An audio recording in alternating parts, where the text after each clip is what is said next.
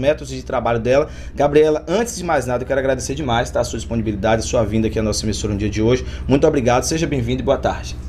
Obrigada, Marcos. Obrigada a todos e todas que fazem parte dessa emissora. Eu que agradeço, né, a oportunidade que foi concedida e estamos juntos aí, né, para a gente poder ajudar todas as pessoas. E eu destaco o Vale do Jequiriçá, mas é claro, não somente o Vale, mas as pessoas, né, de todo o Brasil e de todo o mundo, porque temos vivido momentos e anos difíceis. Desde 2019, no nosso país especialmente, a gente não tem sossego. Verdade. Várias tragédias, várias situações de emergências e desastres, e todas essas questões, elas se configuram como traumas. Perfeito. Estamos vivendo os traumas, e nós aqui do Vale ainda vivemos traumas contínuos. Se a gente for destacar o período pandêmico agora 2020, sim, e principalmente, Marquinhos, a gente não pode deixar de considerar isso, a situação da enchente que a gente viveu aqui no último ano, em 2021, sim, e agora em 2022 em outras cidades, né? Perfeito. Então a gente precisa olhar para essa situação, e cada dia que passa eu me vejo como uma missão de ajudar as pessoas a lidarem com não somente essas questões traumáticas do passado, mas as questões traumáticas que se apresentam no presente, e principalmente agora que a gente está vendo essas mudanças climáticas. Vocês estavam falando do sol. Eu acho que daí para frente a gente ainda tem muito desafio. A gente viu o terremoto aí, né? Sim, sim, na Síria, né? Pois é, a gente viu 7 mil mortos. Gente do céu. Então a gente precisa cuidar disso.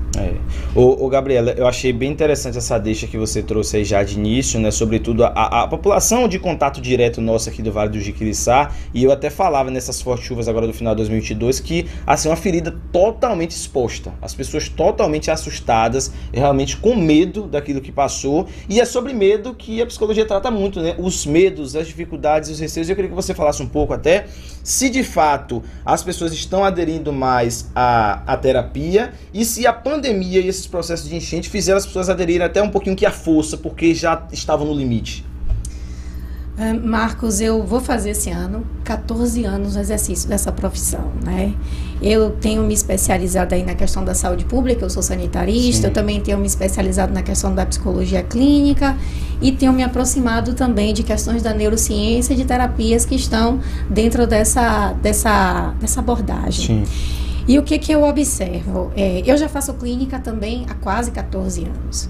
E eu percebi que nos últimos 7 anos, que é quando eu realmente me debrucei sobre o atendimento clínico, né, ininterrupta, eu venho percebendo a adesão das pessoas ao tratamento e maior abertura. Embora a gente estivesse conversando lá fora sobre essa questão da estigmatização, mas sim, as pessoas estão procurando. E 2020 foi o boom do meu consultório. Meu consultório encheu em 2020. 2021 também. Né? 2022 nem se fala. Então as pessoas vêm trazendo questões diversas. A gente está falando dessa questão da enchente, do terremoto, desses desastres naturais, mas a gente também não pode perder de vista de que tem as pessoas que são afetadas diretamente, e que, infelizmente, tragédias e emergências e desastres estão associados a muito mais as pessoas em vulnerabilidade. Sim. Né? Mas outras pessoas também são afetadas indiretamente. Então, no final das contas, todos nós e todas nós, em alguma medida, estamos retraumatizados. Né? E somos retraumatizados. O trauma se atualiza a todo momento. Olha isso, né? Interessante. Então, o nosso cérebro, existem estudos que falam de microlesões a nível cerebral por questões traumáticas. Então, o cérebro da gente está o tempo inteiro comunicado com o ambiente, né? Com o ambiente físico, com a tecnologia, a gente também não pode perder de vista isso, com a natureza, né? E com os outros seres humanos e com as coisas no mundo. Entendi. Ô, Gabriela, nós falávamos agora há pouco, né, na sua chegada aqui em off, em relação ao método de trabalho que você tem desenvolvido, e a gente vai falar disso daqui a pouquinho, só que eu só quero deixar o pessoal nessa expectativa, porque, assim como tudo na vida, a sociedade hoje está muito imediatista, né? É a sociedade do pra agora, do pra já. O celular e a internet é algo que aumenta isso, porque a gente tem informação rápida, a gente compra algo muito rápido, e daqui a pouco a gente vai falar sobre isso, sobre as perspectivas de tratamento de alguém que adentra na terapia, quando que já pode estar encontrando resultado. Mas o ouvinte está participando conosco aqui, a gente vai intercalar assim com essa participação que é muito importante, perguntando a respeito dos sinais de alerta. Quais seriam os sinais de alerta para a terapia? E eu queria que você explicasse se existem esses sinais, ou se é aquela coisa que hoje em dia, do jeito que o mundo está, acho que é passível de todo mundo até estar precisando de uma terapia também, né? Eu adorei essa pergunta. Em primeiro lugar, eu preciso fazer uma distinção. A gente fala de terapia e a gente fala de psicoterapias, né? Então, terapia, palavra do grego, terapeia, cuidado. Então, a gente pode fazer diversas terapias. A gente tem uma chamada terapia holística, a gente tem terapia, aromaterapia, a gente tem milhões de terapias. Existe hoje à nossa disposição.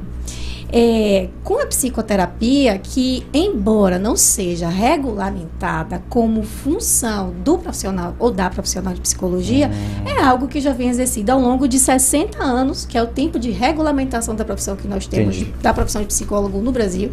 É algo que vem sendo feito por nós ao longo desses 60 anos, principalmente com a prática psicanalítica, que é aquele tradicional divã, onde as pessoas questionam, não, cheguei no seu consultório, eu não vi, cadê aquele divã, cadê aquele sofá? Verdade. Mas aquilo é uma prática de uma determinada abordagem, que é a abordagem psicanalítica. Eu não trabalho com abordagem psicanalítica, né?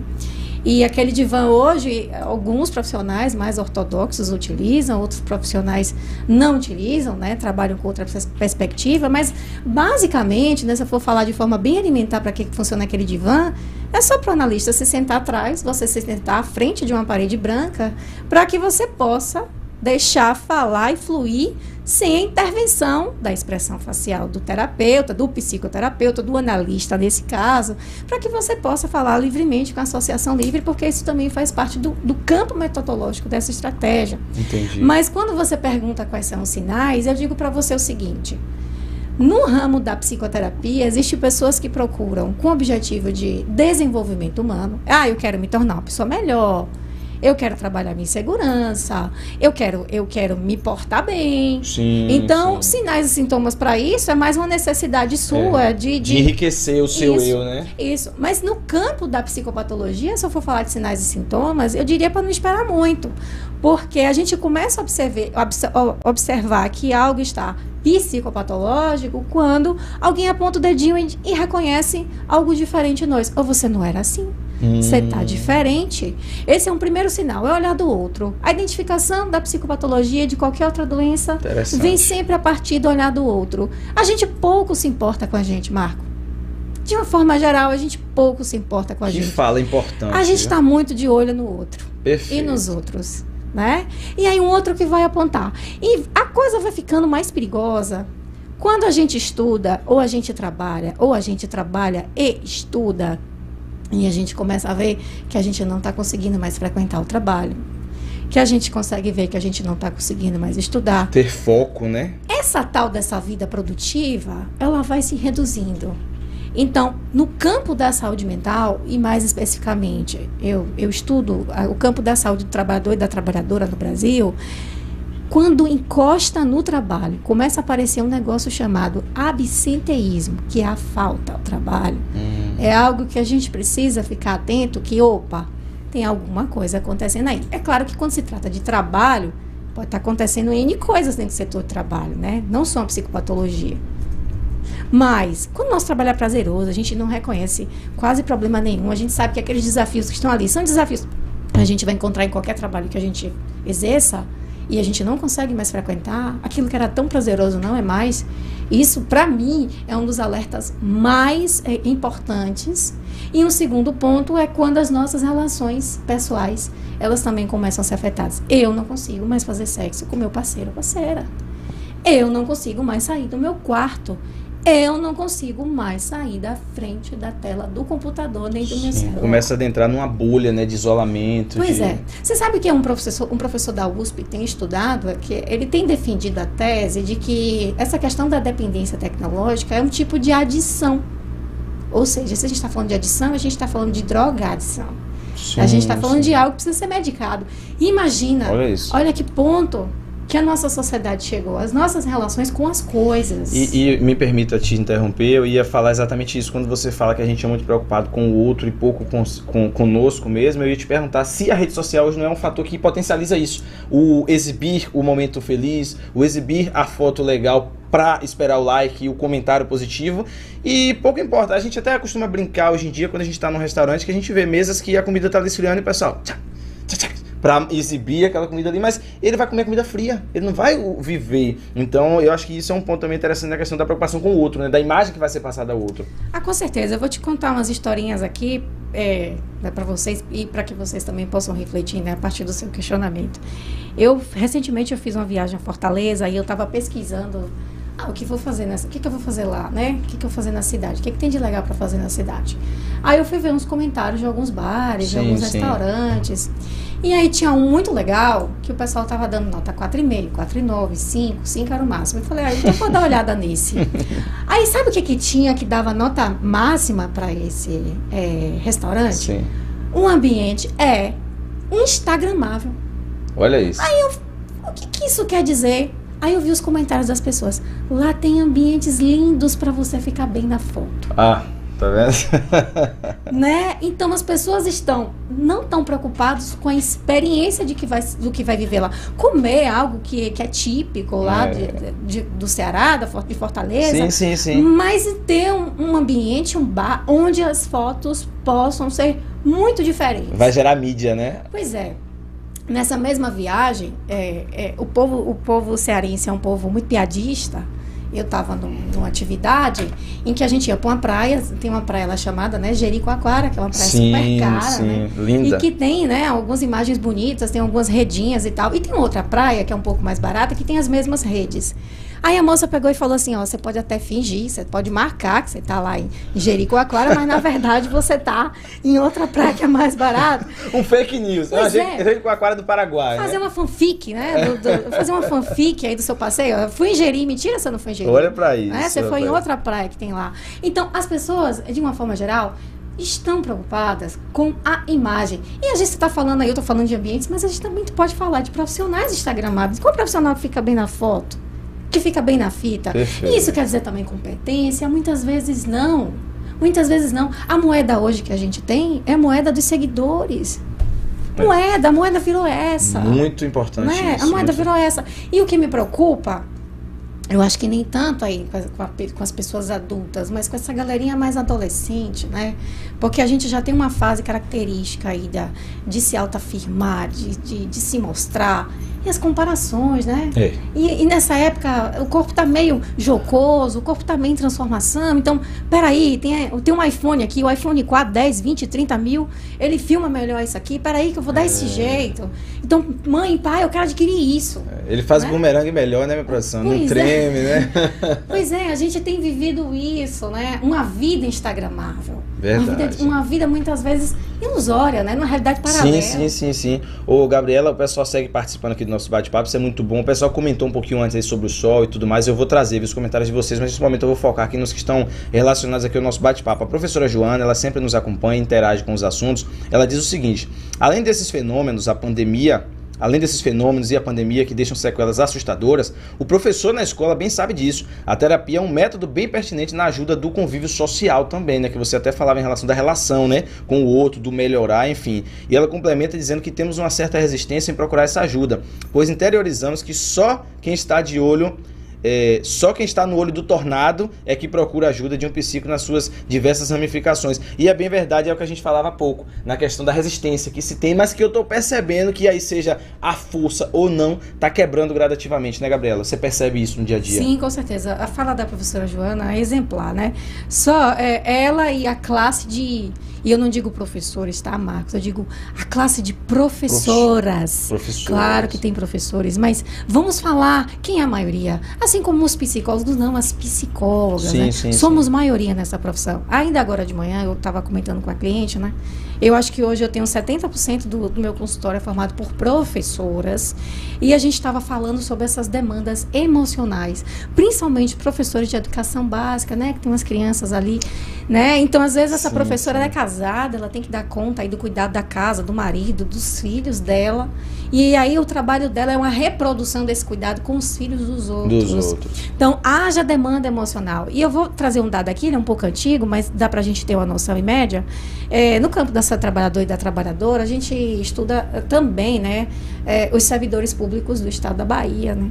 E teve um ano que se observou que existem 3 principais causas de saúde e doença que são capazes de afastar as professoras do trabalho. Adivinha qual é a primeira? Depressão. Depressão. Depressão e ansiedade.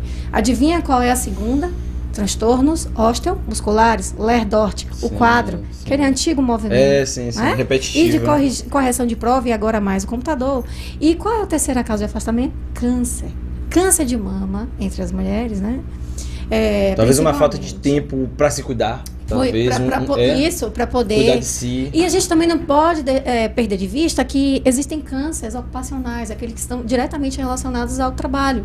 Por exemplo, trabalho noturno. Quem trabalha e não dorme de noite, trabalha, né? Trabalho noturno. Regime de plantão, tem né, mais chances de adquirir um câncer de mama. Olha isso. Isso está nos estudos de saúde do trabalhador. Então, olha como o nosso trabalho também afeta a nossa saúde. Ô, Gabriela, a gente observa então pela sua fala que você desenvolve um trabalho e assim tem esse enriquecimento teórico, precisa muito relacionado à saúde do paciente como um todo, né? Porque o emocional, ele tá muito ligado, diretamente ligado, tá mais que comprovado, ao físico também, né? Aquela coisa de que às vezes você cala, o corpo responde de N formas e outros problemas patológicos também pode ser desenvolvido através de processo de ansiedade. Esse é um ponto que eu queria que você completasse e, para além disso, você trouxe um gancho muito interessante, que é algo assim muito visível nas suas redes sociais, no trabalho que você desenvolve, que é uma temática voltada para as mulheres, né? E você falava de um dado aí de que as psicólogas são maioria, as professoras são maioria, e eu queria assim que você falasse bastante sobre esse trabalho que você desenvolve para o público feminino especificamente. Pois, eu comecei a cair na real, a minha ficha caiu, que minha clínica era uma clínica essencialmente feminina, né, para o público feminino, quando eu comecei a fazer os estudos de gênero, comecei a estudar o que é gênero e principalmente, Marcos, a desigualdade de gêneros e como é que isso vai adoecendo a gente. E aí eu comecei a me assumir mesmo como uma psicóloga para mulheres, né, entendendo que quando a gente fala mulheres, existe um campo muito grande do que se entende por ser mulher. Sim. A pessoa transgênero, né? Enfim, a gente não está falando só dessa mulher cisgênero. O que é uma pessoa cisgênero? Uma pessoa que nasce com o órgão sexual feminino, uma vagina, e se identifica se vestindo, se falando, performa um gênero feminino. Essa pessoa cisgênero, a mulher cisgênero. Então, não é só esse público, né, que eu chamo de mulher, mas todas as outras pessoas que se identificam como mulheres.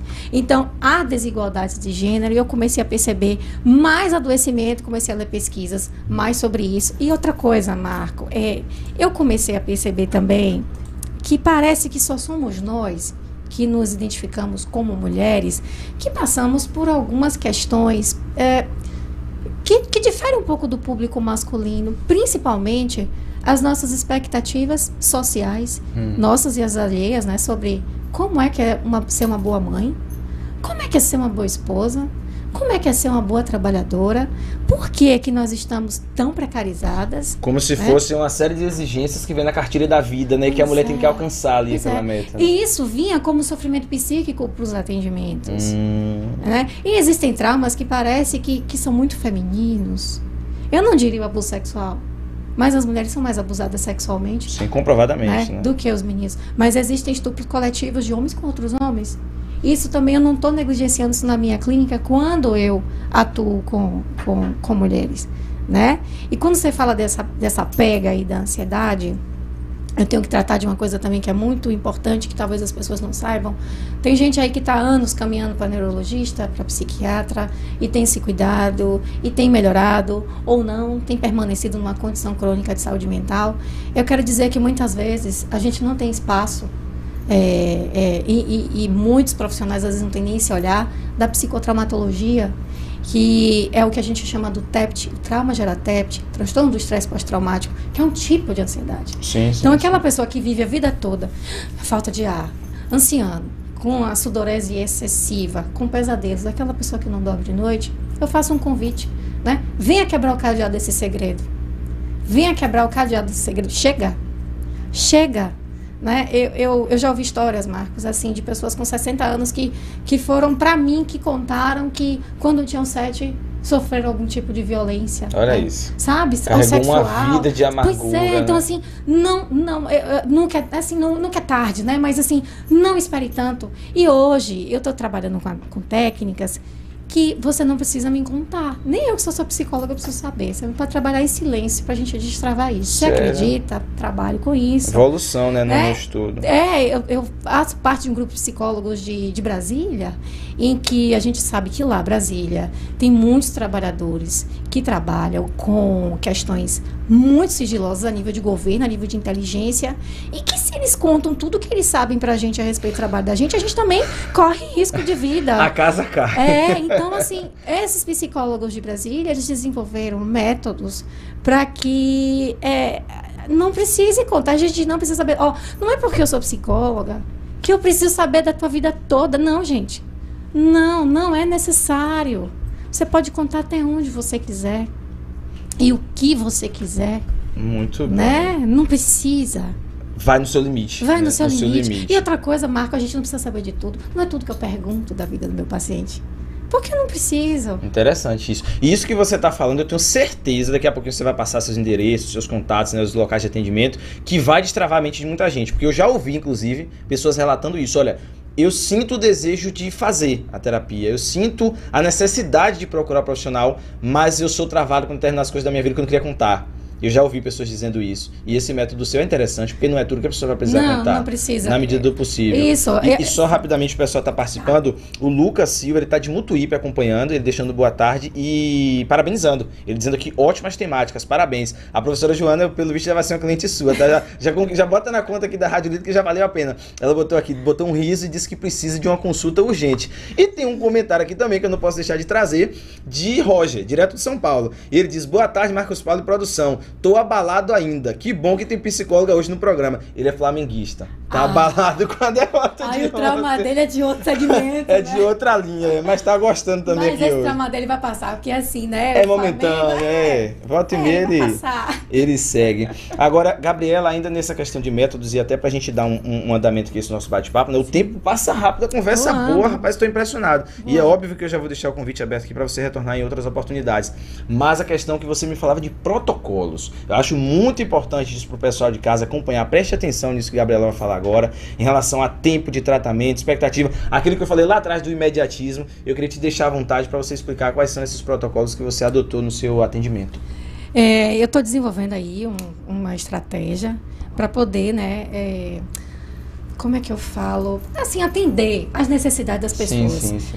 A gente sabe que a gente está vivendo um período de crise financeira, tá tudo muito caro, comer tá caro, viver tá caro. Demais. Né?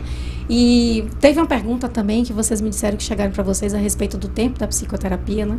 Sim. Né? E isso encaixa muito, porque a gente tem aí, tradicionalmente na psicologia, o negócio da psicoterapia de uma viagem muito longa, né? Uma psicoterapia clássica. Mas a gente também tem um ramo da psicologia chamado psicoterapia breve e focal, onde a gente foca em determinado tempo. E a gente leva aí uns 8 meses, 9 meses, no máximo 1 ano. É uma média, a gente não pode precisar, mas é muito menos tempo do que uma psicoterapia clássica. Mas eu tenho uma proposta que, é claro, é um recorte do problema da vida daquela pessoa, que a gente se coloca para a gente escolher um ponto da vida que a gente quer cuidar, para a gente poder focar em algumas sessões desse ponto da vida. E a partir disso a gente estabelece um objetivo. Eu costumo dizer, gente, o objetivo é ser bem humilde. A gente tem que ser humilde com a gente tem que ser, né, pensar, né, tem que pensar grande, mas em algumas coisas tem que pensar um pouquinho pequeno, para a gente poder conquistar algumas coisas e sentir que aquela coisa está rolando ali. Sim. Então eu trabalho com a escala, uma escala chamada escala SUDES, né, digamos assim, né, experiência subjetiva da questão. Então eu trago esse tema para você aqui. Eu tô trabalhando uma culpa da minha vida. Quanto isso te afeta de 0 a 10, onde 0 não te incomoda nada e 10 é o máximo de perturbação corporal ao falar desse tema que você sente ao falar, né? 0 a 10. A pessoa diz assim, 10. Tá. Em quantas sessões você quer reduzir isso à metade? Eu acho que 4. Ou em 8, que isso é muito grave. Não, tudo bem. E a gente vai estabelecendo objetivos e a gente vai ver. Traçando as metas e alcançando. Isso. Mas né? a gente só vai tratar daquele tema. Nesse alinhamento com o paciente. Isso. Então, culpa. Então, eu vou fazer uma anamnese com você de todos os momentos da sua vida que você é capaz de recordar, onde você se sentiu culpado ou culpada.